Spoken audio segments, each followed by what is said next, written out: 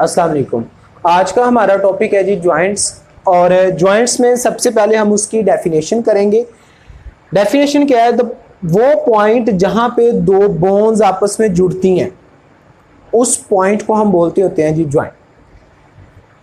इसकी इंपॉर्टेंस में दो पॉइंट आते हैं। नंबर वन, जॉइंट का ये काम है, ये हमारी बोन्स को आपस में कैप्चर करके रखता है, पकड़ के रखता है, ज्वाइन करता है आपस में। नंबर सेकंड, अगर हमारी ज्वाइनिंग बोन्स की अच्छी है तो उसकी वजह से ही हम मूव कर सकते हैं। अगर किसी वजह से हमारे जो ज्वाइंट है वो हिल जाए या टूट जाए तो हम उस पार्ट को मूव नहीं कर सकते। इस वजह से जो ज्वाइंट है उसका हमारी मोटिलिटी के अंदर भी बहुत ही इंपॉर्टेंट रोल है। नेक्स्ट हम देखते हैं इसकी क्लासिफिकेशन।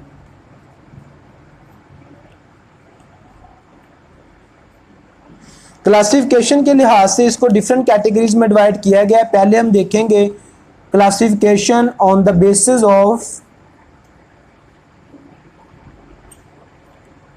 मूवमेंट। मूवमेंट के लिहाज से इसकी कितनी टाइप्स हैं? तो according to movements there are 3 types. Movement के एतबार से इसकी कितनी टाइप्स हैं जी हमारे पास? There are 3 types according to the movements. Number 1 is immovable joints, जो जरा भी मूव नहीं करते। Number 2 slightly movable,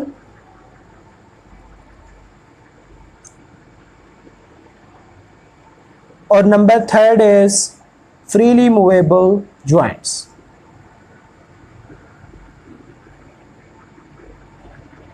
immovable joints, slightly movable joints और फ्रीली मूवेबल ज्वाइंट्स। सबसे पहले जो हमारे पास इमूवेबल ज्वाइंट्स हैं,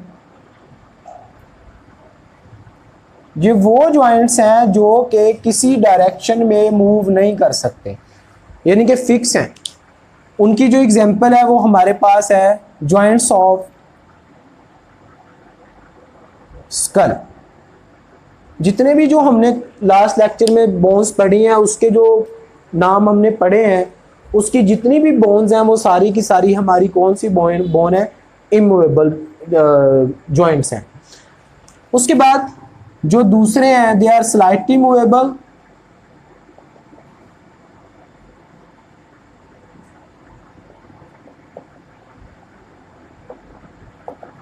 स्लाइटली मूवेबल की जो एग्जांपल है वो हमारे पास है vertebral column, joints of vertebrae या वर्टिब्रेट डिस्क। जो भी हमारी वर्टिबल कॉलम के अंदर ज्वाइंट्स, हम एक स्पेसिफिक लिमिट तक जो है वो झुक सकते हैं, उसके आगे हम नहीं झुक सकते। तो वो जो मूवमेंट है जो हमारे स्केलेटन की इसकी वर्टिब्री के अंदर है, जिसमें एक लिमिट तक हम झुक सकते हैं, स्लाइटली मूव कर सकते हैं, वो हमारे कहलाते हैं स्लाइटली मूवेबल ज्वाइंट्स। तीसरी टाइप है हमारे पास फ्रीली मूवेबल ज्वाइंट्स।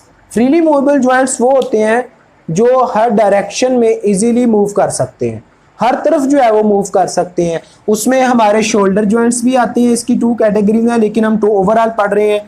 इसमें हमारे शोल्डर ज्वाइंट भी हैं, shoulder joints, hip joints, elbow joints, ये सारे के सारे जो हैं वो किसकी एग्जांपल हैं? हमारे पास फ्रीली मूवेबल ज्वाइंट्स की। उसके बाद on the basis of movement के बाद जो नेक्स्ट कैटेगरी हम करते हैं दूसरी टाइप में, ऑन द बेसिस ऑफ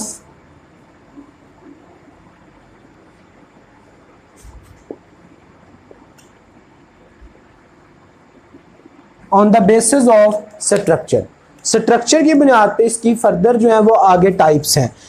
कैसे? Number 1, first type is according to its structure. जो पहली टाइप है वो हमारे पास कौन सी है? स्ट्रक्चर के एतबार से जो पहली टाइप है वो हमारे पास है जी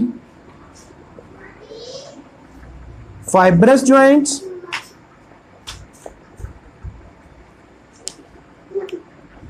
फाइब्रस ज्वाइंट क्या करते हैं जी? इसमें क्या होता है? Joints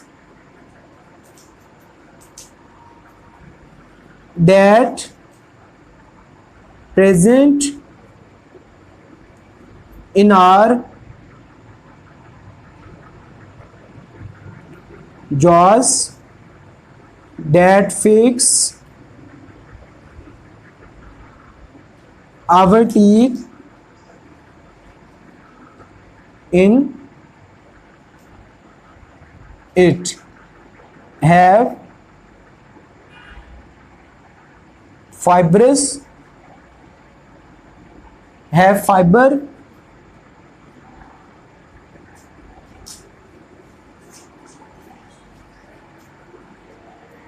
have fibrous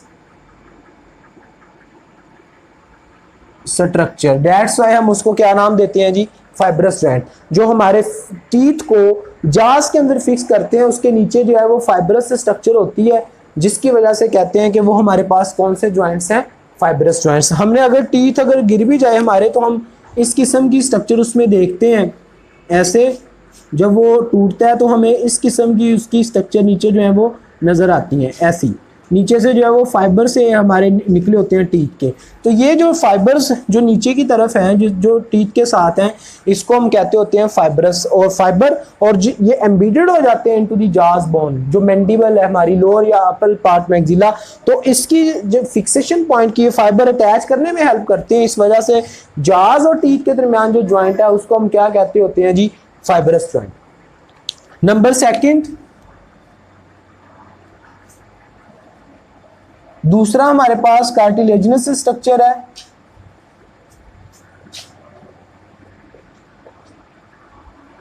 cartilaginous joints, cartilaginous joints जो है वो कौन से होते हैं? कार्टिलेजिनस जॉइंट्स वो स्ट्रक्चर हैं जो कि जॉइंट्स के दरमियान में अगर कार्टिलेज मौजूद है तो उस जॉइंट्स को हम कह देंगे कार्टिलेजिनस स्ट्रक्चर। कल डिस्कस हुआ था लास्ट लेक्चर में कि जो हेलिन कार्टिलेज है, hyaline cartilage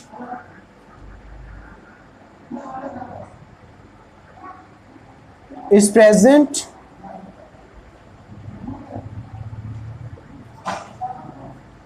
between growing bones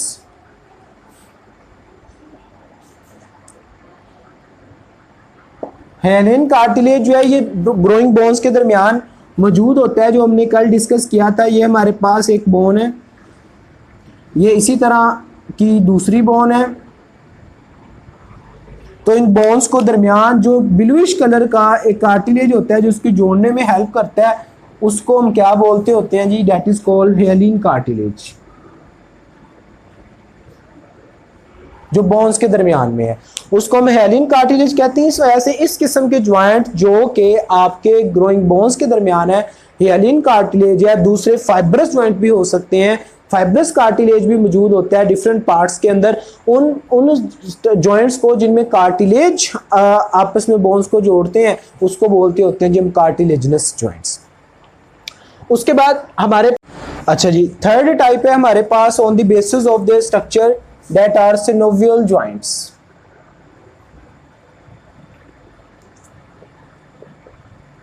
synovial joints वो जॉइंट्स होते हैं जिनमें सेंट्रल फ्लूइड फील्ड स्ट्रक्चर मौजूद होता है। इसको हम डिटेल में देखते हैं। ये हमारे पास एक बोन है, इसी तरह ये हमारे पास उसके अंदर दूसरी बोन है जो उसके अंदर मौजूद है, जिसने उसके साथ जॉइंट बनाना है। अगर ये सेंटर में स्पेस मौजूद है यहां पर और इसको एक एक्सटर्नल मेम्ब्रेन ने जोड़ा हुआ है, ये ऐसे ये मेम्ब्रेन के बैंड्स हैं जिन्होंने इस स्ट्रक्चर को जोड़ा हुआ है, उसको हम कहते होते हैं सिनोवियल मेम्ब्रेन।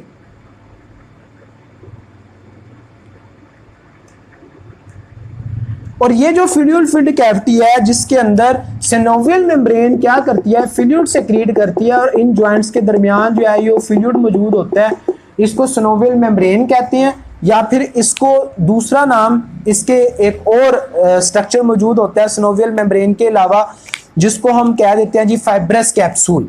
सिनोवियल मेम्ब्रेन ये भी स्ट्रक्चर है, उसको हम कहते होते हैं fibrous capsule.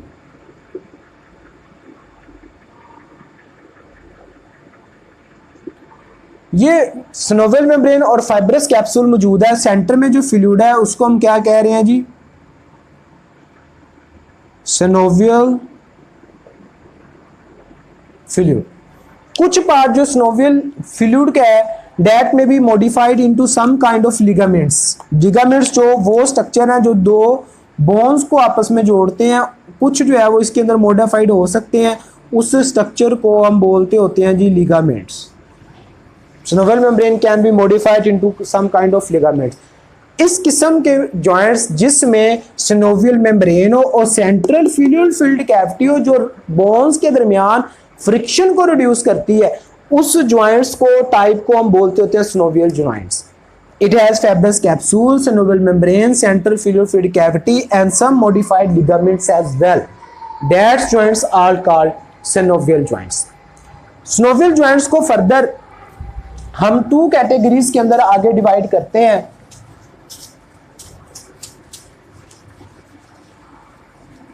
On the basis of their movement, further इसकी टू टाइप्स हैं, वो कौन कौन सी है, that are hinge joint,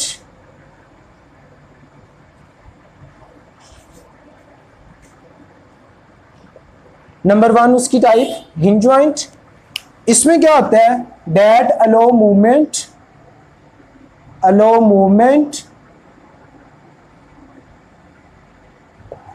in two direction.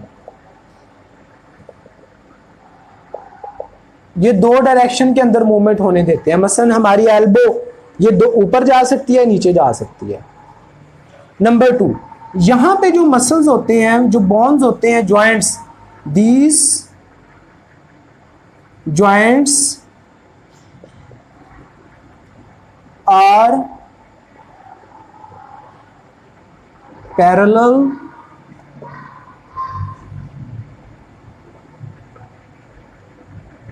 to each other। यहां पे अलो मूवमेंट इन टू डायरेक्शन, और इसके अंदर जो जॉइंट्स की मूवमेंट है, जहां पे इन these joints यहां पे मिस्टेक होगी, these joints have muscles which are parallelly arranged. Parallel form में वो अरेंज होते हैं एक दूसरे के साथ, परपेंडिकुलर नहीं है। यानी कि ये इस फॉर्म में है, मसल्स ऐसे ये पैरेलल 180 के एंगल पे होते हैं, या तो ये ऐसे ऊपर कैप्चर कर सकते हैं या फिर इसको ये नीचे ले जा सकते हैं। तो इस वजह से, इसकी वजह से जो मूवमेंट है वो नीचे, अगर 360 में वो घूम सकता तो इसने नीचे भी जाना था हमारी एल्बो ने। जस्ट ये क्या करते हैं, पैरेलल फॉर्म में अरेंज है, तो ऐसे या फिर ऐसे टू डायरेक्शन में। इसको कहते हैं हिंज। हिंज दरवाजे की जिस जगह पे अटैच होता है उस पॉइंट को कहते हैं। उसके बाद इस मूवमेंट के अंदर low movement in two direction, muscles parallel जो है वो अरेंज होते हैं। उसके बाद जो इसकी एग्जांपल है वो हमारे एल्बो एंड नी जॉइंट, वो इसकी एग्जांपल है। Third type is, second type is ball and socket joint.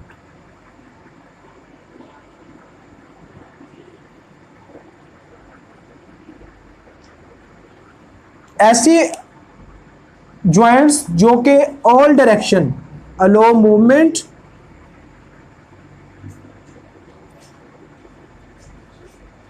In all direction, जो सब डायरेक्शन के अंदर मूवमेंट को शो करते हैं, उस जॉइंट्स को हम क्या कहते होते हैं जी, बॉल एंड सॉकेट जॉइंट। इन डायरेक्शन के अंदर मसल जो अरेंज होते हैं, muscles are perpendicularly arranged to themselves।